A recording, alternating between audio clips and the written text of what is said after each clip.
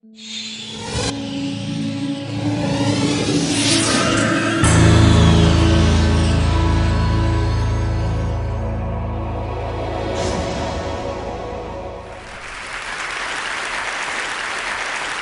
are losing our listening.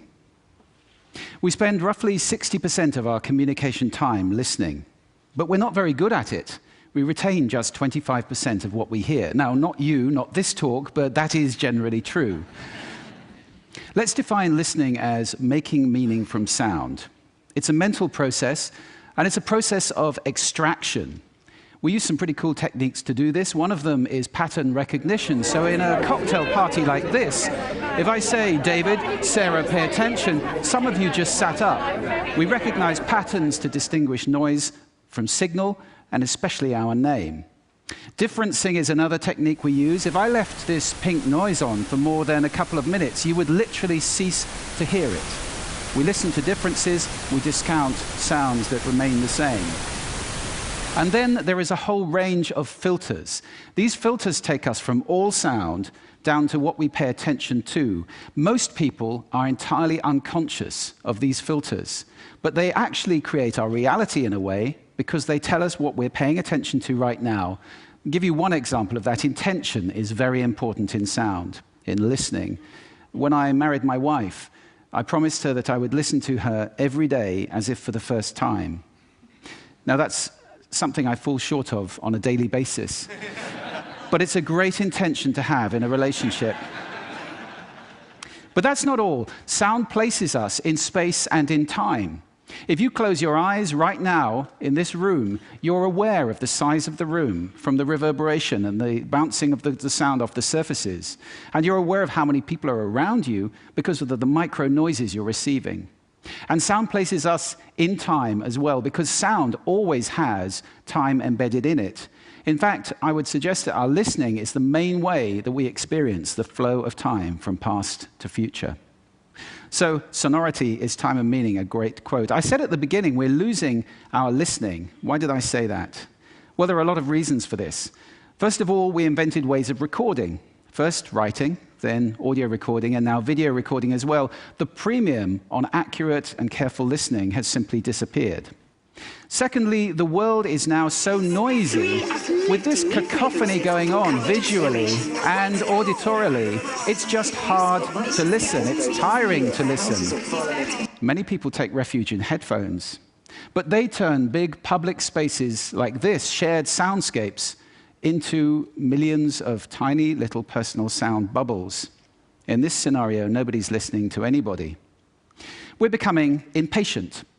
We don't want oratory anymore, we want sound bites. And the art of conversation is being replaced, dangerously, I think, by personal broadcasting. I don't know how much listening there is in this conversation, which is sadly very common, especially in the UK. We're becoming desensitized. Our media have to scream at us with these kind of headlines in order to get our attention. And that means it's harder for us to pay attention to the quiet, the subtle, the understated. This is a serious problem that we're losing our listening. This is not trivial.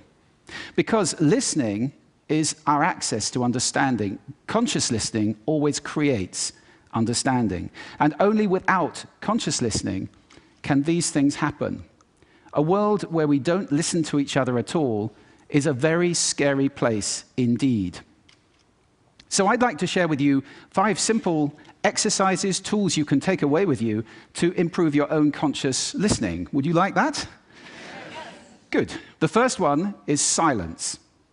Just 3 minutes a day of silence is a wonderful exercise to reset your ears and to recalibrate so that you can hear the quiet again. If you can't get absolute silence, go for quiet. That's absolutely fine. Second, I call this the mixer. So even if you're in a noisy environment like this, and we all spend a lot of time in places like this, listen in the coffee bar to how many channels of sound can I hear? How many individual channels in that mix am I listening to? You can do it in a beautiful place as well, like a lake. How many birds am I hearing? Where are they? Where are those ripples? It's a great exercise for improving the quality of your listening. Third, this exercise I call savoring, and this is a beautiful exercise. It's about enjoying mundane sounds. This, for example, is my tumble dryer. It's a waltz. 1, 2, 3, 1, 2, 3, 1, 2, 3. I love it. Or just try this one on for size.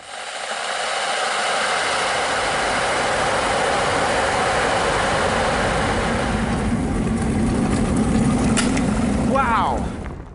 So mundane sounds can be really interesting if you pay attention. I call that the hidden choir. It's around us all the time.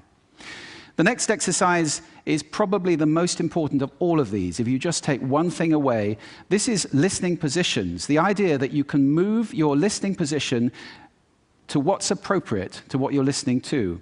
This is playing with those filters. You remember I gave you those filters at the beginning? It's starting to play with them as levers, to get conscious about them and to move to different places. These are just some of the listening positions or scales of listening positions that you can use. There are many.